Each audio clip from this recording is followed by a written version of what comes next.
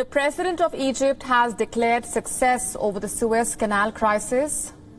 President Abdel Fattah al-Sisi made the announcement on his official social media pages, thanking every loyal Egyptian who contributed to ending this Suez Canal crisis. Even as the president claimed success, the crisis is not over yet. The Ever Given container ship has been partially dislodged, and the efforts to fully refloat it are likely to continue for some time. The Suez Canal Authority, the giant ship's Japanese owner, and a Dutch company in charge of the operation, as per all the concerned authorities, the back of the ship had been shifted, but the front was still far from being freed.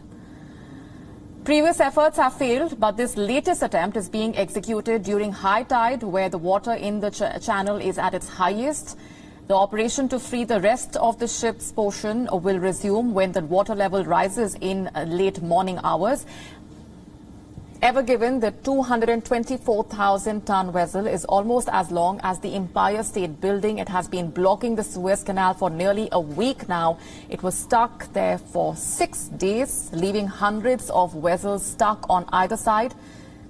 Diggers removed 27,000 cubic meters of sand going deep into the banks of the canal. The 400-meter-long Ever Given became wedged diagonally across a southern section of the canal amid high winds, blocking one of the world's busiest waterways, where 15% of the world shipping traffic transits. Ship tracking service Vessel Finder has changed the ship's status to underway on its website.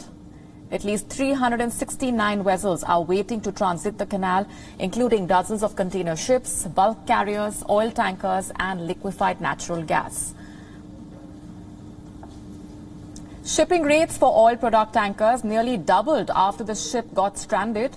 The blockage ended up disrupting global supply chains, threatening costly delays for companies already dealing with the COVID-19 restrictions. Some ships decided to reroute their cargoes around the Cape of Good Hope, adding about 2 weeks to their journey time and extra fuel costs that came with it. About 15% of the global shipping traffic transits the Suez Canal, which is a key source of foreign currency revenue for Egypt. The current stoppage is costing the canal $14 to $15 million a day.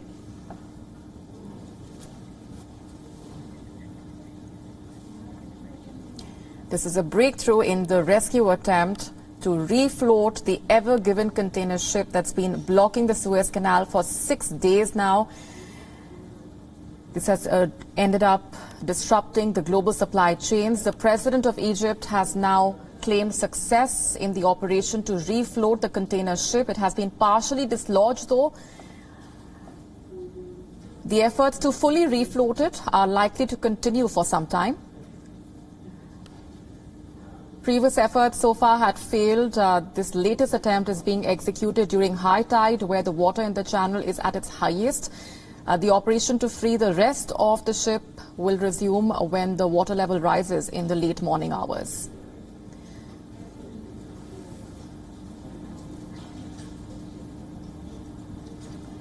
And joining us on the broadcast this minute is Amikai Stein, a journalist from Jerusalem. Thanks very much for sharing your time.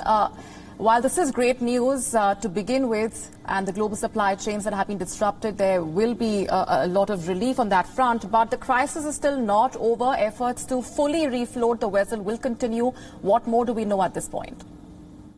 First of all, we're talking on about 300 ships that are waiting to move into Suez Canal. This is a lot of ships. We're talking about $10 billion waiting to move in the canal every day.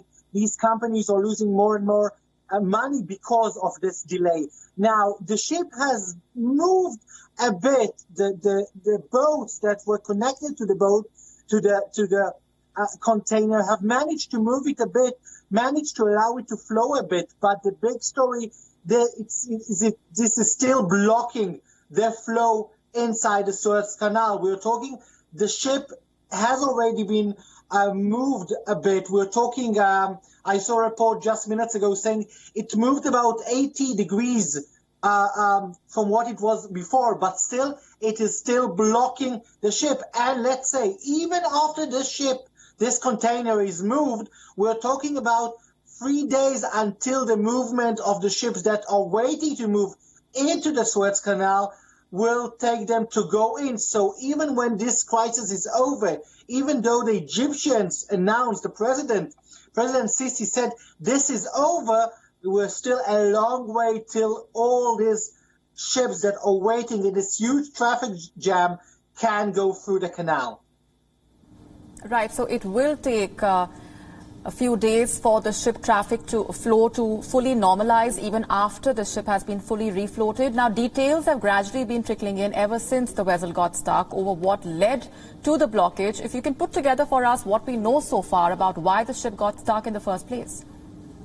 So we still don't know exactly. And some say maybe it's the error of the captain himself. Some say it's the weather that caused this ship to get stuck. We still don't know what caused the ship to get stuck. Even the company, the official company of this container, hasn't said why the ship is stuck. But I think at this point, the people inside that are in this crisis management of this project are not really asking what exactly happened. They are into how to move the ship.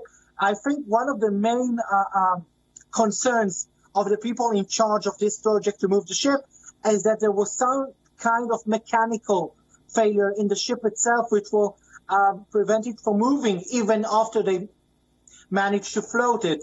But at this point, from what I understand, there has not been found any technical problem in the ship, meaning after they will be able to fully float it and move it away from blocking the canal, the ship will be able to continue somehow a journey that will allow other ships to go in. But at this point, we don't know the exact reason, and I think most of the people are not trying to find the exact reason, but trying to move this gigantic container out of the way and then try really to find out what exactly happened that caused this huge traffic jam that is costing billions of dollars to the world's biggest shipment companies and countries.